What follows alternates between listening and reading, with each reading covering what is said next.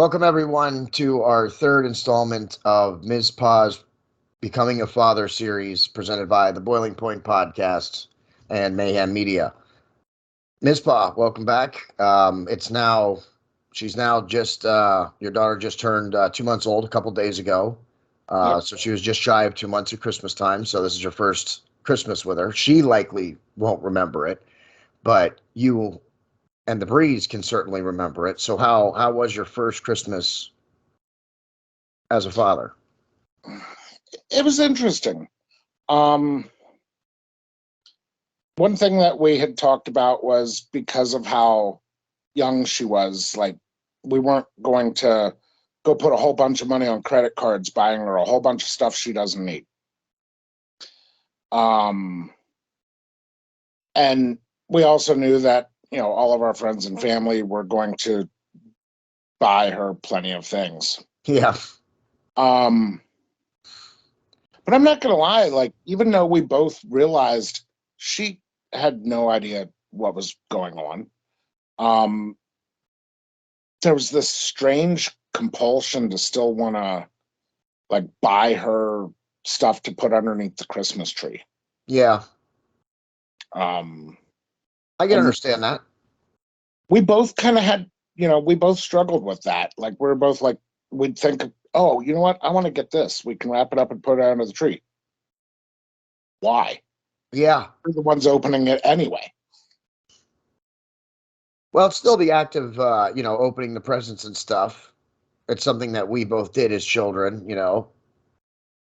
I do it with my nephews now. You want to do it with your daughter. It makes sense that you want to have that experience, even though she's not going to remember. She can probably barely open presents, if at all. And she's probably more interested in the paper anyway than whatever you got her. She's not even old enough to be interested in the paper. Yeah. But getting to see some people is probably the best part, faces and voices. Yeah. I mean, it wasn't anybody that she doesn't already see on a regular basis. But, and to touch on that a little bit more, I think part of the drive to want to put presents under the tree and stuff is because, you feel like that's what you're supposed to do. Oh, baby's first Christmas, you should go all out and Yeah. and go do all this stuff and go, way overboard and it's almost like what you're programmed to do. Yeah, I understand what you're saying. But think of how many commercials and TV shows and all kinds of stuff that you get inundated with on a daily basis that kind of pushes that message. Yeah. Yeah. And again, well, I mean, we grew up the same way too. Presents under the tree, you know what I mean? It makes sense that we want to carry on that to the tradition. next, that tradition. But it's not, but Christmas, we just discussed in a Christmas episode, Pastor Gavin was on. Make sure you go check it out. The Boiling Point Podcast on Rumble and Facebook and YouTube. There, we got the plug-in. It's a great Christmas episode. is about what? That's a great episode, by the way. Yeah, it is. Especially this year's Christmas episode, this past year's Christmas episode that we just did. It was a great episode, and that's what we talked about in that episode, is that Christmas isn't just about buying gifts and buying things. You know what I mean? It's supposed to be the celebration of our Lord and Savior, Jesus Christ, and to spend time with family. It's one of those holidays you get together with family and you're supposed to spend time with them. The commercialization of it is definitely tainted in it from what it's supposed to be. But you guys were practical, though. You guys fought the urge to go all out for a Christmas that you guys will remember, but she's not going to remember yet. You know what I mean? Like I said, faces and voices, I believe, is the extent of what she's going to remember at this point. One thing I did do, and that it was more about getting myself into a habit of doing it, was we did decorate a little bit more than normal. Put the tree up, we took a family night, me, the Breeze, my mother, and decorated the Christmas tree. Yeah. Hung up some garland, put We did. stockings up, stuff Yeah. like that. Yeah. Yeah. We did the same over here. Normally we can barely get a tree up around here. Normally we can barely get a tree up, but yeah, this year we had the tree up. We had lights around the banister of our staircase. We had lights around the big window that our tree sits in front of. So it was, it's nice to do that stuff, to decorate a little bit. You know what I mean? Well, and that's something that I grew up doing. It was a family thing to decorate the Christmas tree. Yeah. It was something that you did together as a family. You'd have some light snacks, maybe some like crackers and cheese or some Yeah. bologna or, just light snacks that you'd munch on while decorating the Christmas tree together. Sometimes that would lead into, well, no, you can't put that there because there's already a silver ball there. You got, how about you? But that's part of making memories. Yeah, absolutely. Yeah. Yeah. It's about making memories, and not just about the commercialization, buying gifts, buying everything up. I did have it a lot easier than my dad did because, uh, when I grew up, we went and got a real tree. We'd get it home, realized that it was too tall to fit in the house. Have to chop So the we'd top of it off. have to cut some of it off, and then we'd have to, sit there and balance it in the tree holder, and then we'd have to figure out which side looked the best, and Yeah. then it was always Dad's job to put the lights on. And the Breeze is allergic to pine trees. Yeah, I just found that out. We got a real Christmas tree. We couldn't see Mizpah and the Breeze through the holidays because we had a real Christmas tree, and we found out that the Breeze is allergic to pine trees. So we're going to look into getting a fake tree next year so that we can see them during the holidays. And I'm not talking like eyes watering, nose itching kind of allergies. Yeah, I'm you talking said. throat closing and eating Benadryl like they're Pez kind of Yeah. allergy. Yeah, I believe I asked that question too. I was like, how allergic? Like, runny nose, puffy eyes, watery eyes, and you were like, no, throat closing. I said, oh, that's no good. Well, she definitely can't come over here right now. Which is why I we took it actually down a little discovered that early. when we first started dating, I had a candle from one of the famous candle companies. It was balsam fir scented candle. And I had it lit because it was around Christmas time, and Yeah. it put this nice, like, fresh pine kind of scent in the house. And I was trying to tidy up the man cave a little bit to, be presentable for the woman that I was bringing in. She sat down and she's sitting there and she's clearing her throat a little bit, and I have no idea. And finally, she's like hitting her inhaler and stuff. I'm still no clue, and she's trying to be polite and not say anything. Finally, she looks at me. She's like, "I think your candle is killing me." I just kind of look at her, and she's like, "I'm allergic to pine." Well, so I'm just like, well, "Why the hell didn't you say something?" Yeah. Before you even made it in the house properly. Yeah. I blew it out, opened every window in the house. Did I mention this was Christmas time? Yeah. So, it's freezing cold outside. I've got all the windows open. I've got fans going. I've got, now I'm trying to get rid of the smell as quick as humanly possible. Yeah. Yeah, that was an interesting date night. But I didn't kill her. Yeah, let's be thankful for that. And now you have a fake tree, which but looked yeah, very excellent when we spoke on the phone. something that we could laugh about. Yeah. So we put up a fake tree, and it's already pre-lit. So I don't have to deal with a lot of the stuff that my dad used to have to deal with. See, I think if I get a fake tree, I think I'm gonna get one that is just a regular tree that we still have to decorate and stuff. You know what I mean? Like hang the lights on. Yeah. Put ornaments on, like just a fake tree. Yeah.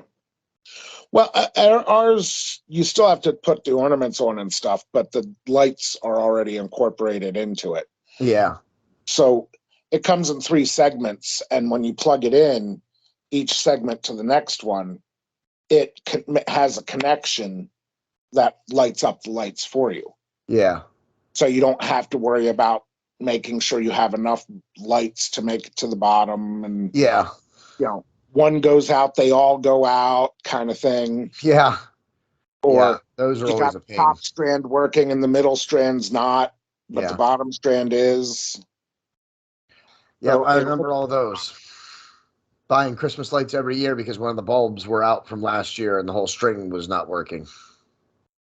or sitting there and going through each one trying Yeah, to I, find. I, I recall my anytime it was my mom, my stepdad, or my dad doing lights on Christmas trees. As soon as I think I remembered asking one Christmas, well, 'cause one of the bulbs, well, why don't you take the bulb out? Well, I don't know which bulb it is. You want to go through 500 lights figuring out which bulb it is that doesn't work? I'm going to buy a new string of lights. That'll take me 10 minutes. I don't have 2 hours to kill. Yeah. Because there was no way to know. So, but now you're having Christmases with your own daughter. Hmm. Now she's like we said, she's still too young yet to remember this, but you guys will remember this. You and the Breeds will remember it. So it was just you guys doing family stuff with her. Yeah. So we knew we were going to be busy on Christmas Day with going down to see the Breezes family and then spending time with my family as well. So we actually did our Christmas stuff on Christmas Eve. Um, and it was kind of nice because that gave us like our family time, Yeah, um, to do just like our family stuff. And yeah, we had talked about it. And next year, I think what we're going to do, we're actually going to make Christmas dinner and invite both of the families to our house. Whether that happens or not will remain to see, but that's the plan.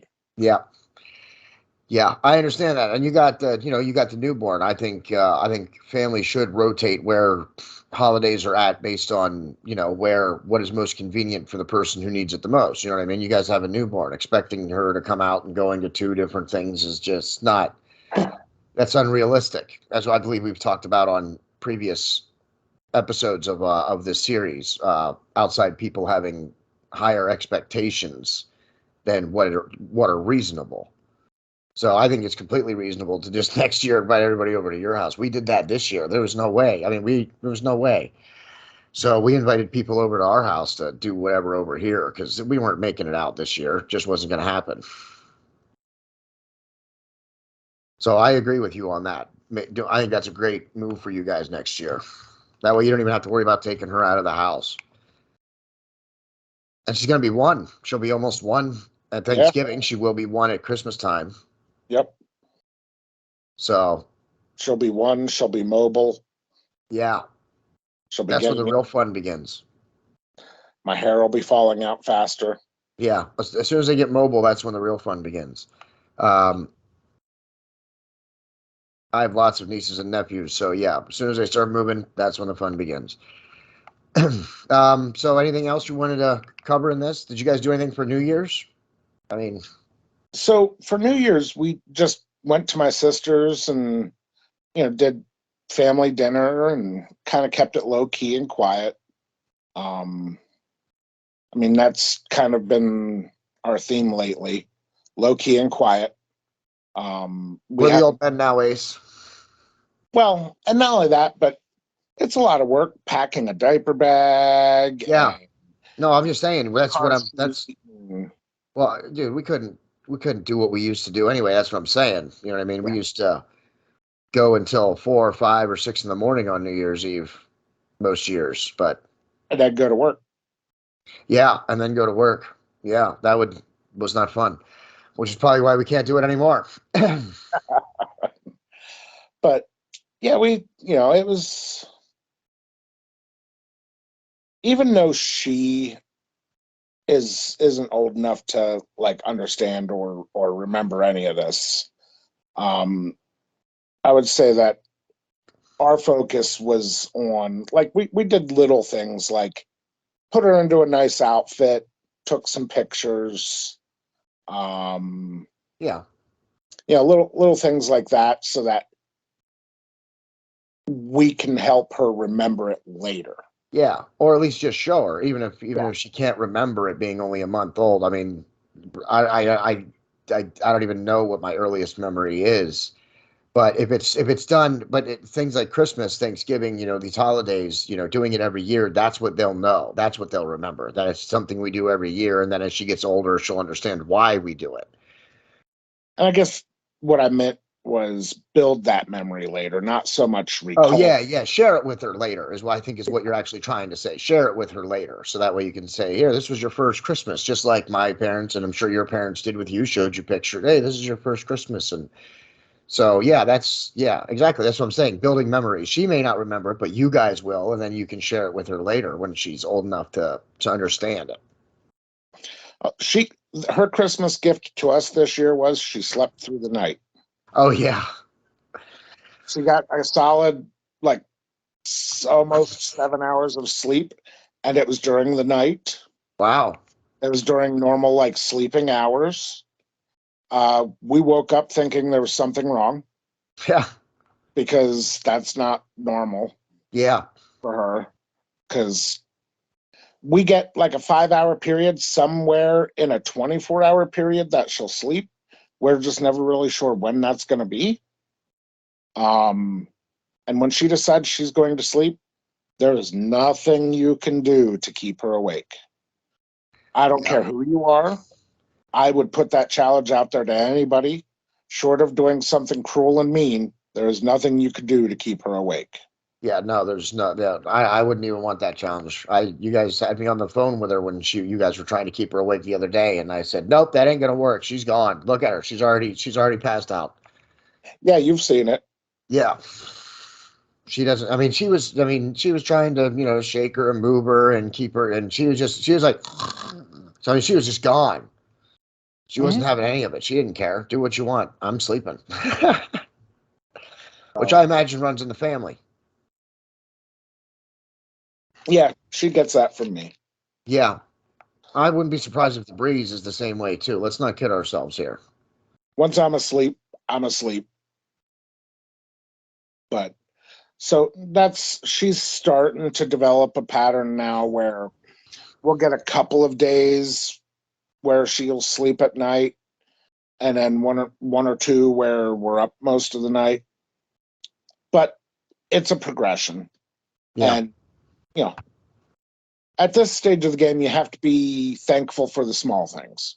yeah, It's no longer every day that we're up till 5 a.m. Now it's just every couple of days. yeah. To put that in perspective, the first two parts of this series were shot at after midnight. Both of those, I believe, were shot after midnight. I This think it was one, like 3 a.m. where is it? I know it was definitely after midnight, but it might have been, yes. And this one is before midnight, 10:30, I believe, is about when we started. A little before 10:30. So, a little perspective on how his schedule has shifted just in the last 4 to 6 weeks. And I imagine it probably varies day to day still. It does, but it's. I'm going to be going back to work here soon. No, My schedule is going to become my schedule again as it's much as not. possible. Yeah, it's definitely not. Um, but I'm just very happy that we're starting to see signs Yeah. that Sammy's starting to get on an actual like routine. Yeah. That's good. At least, yeah, if you're starting to see it a little bit emerge, then you're probably on the right track then. Because there for a while, I'm not going to lie, I was beginning to wonder if it was ever going to happen. I was convinced she was just going to be a night owl her whole life, and there was nothing we were going to be able to do about it. Yeah. Because you read, oh well, try this or do that, or keep them stimulated during the day. Or, okay, how much stimulation are you able to provide a 1-month-old? They're not able to play with toys. Like, they can only look at so many things. Yeah. And it's a little hard for them to look at things when their eyes are closed. And so, and music could have the opposite effect of what you want. Oh, yeah. Like, there's only so much you could do. Yeah. And we've tried a lot of those things, and none of them work. So, well, it's good that you're starting to get into at least into a little bit of a schedule from time to time, at least. That's an improvement. Being able to shoot one of these before midnight, I believe, is also a sign of that improvement. oh, absolutely. So that's good. And we're going to keep on doing these for the foreseeable future. We're going to keep following Mizpah on his journey of becoming a father. Maybe at some point. Well, now on the next segment we do, we're going to show a little bit of Mizpah, one of Mizpah's diary entries that he's been doing for a personal project that I'm working on him for. But we're going to show some of one on the next segment, and I'm going to ask him a couple questions about what he's saying in his journal entries. So make sure you look for that. And if you enjoy the series, share it out. Leave us a comment. Leave Mizpah a comment, and we will answer it on one of the next episodes that we do. So we are going to have these stocked up. So we'll be a few ahead. So it may be a couple of episodes till we get to your question. But if you leave a question, and we will answer it on the next one that we do. For Mizpah and the Breeze, I am your host, JD. This is Mizpah's Becoming a Father series presented by the Boiling Point Podcast and Mayhem Media. And that's the end. Good night.